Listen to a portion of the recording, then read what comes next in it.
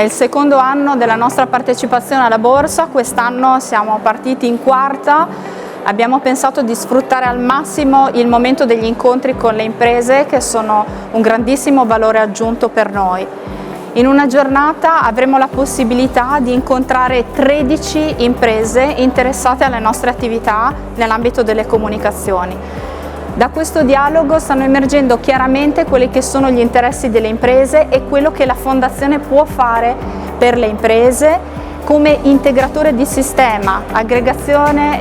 soggetto aggregatore di interessi per aiutare a costituire gruppi di ricerca che siano esattamente in grado di rispondere alle specifiche esigenze delle imprese. Altrettanto interessante la giornata di ieri, è stato un pomeriggio che abbiamo trascorso con le istituzioni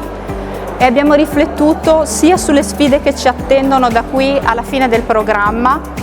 sia su quello che potremo diventare oltre il PNRR, come soggetti che sono in grado di creare degli ecosistemi a livello nazionale di soggetti pubblico-privati, università, enti pubblici di ricerca, fondazioni e imprese piccole, medie e grandi.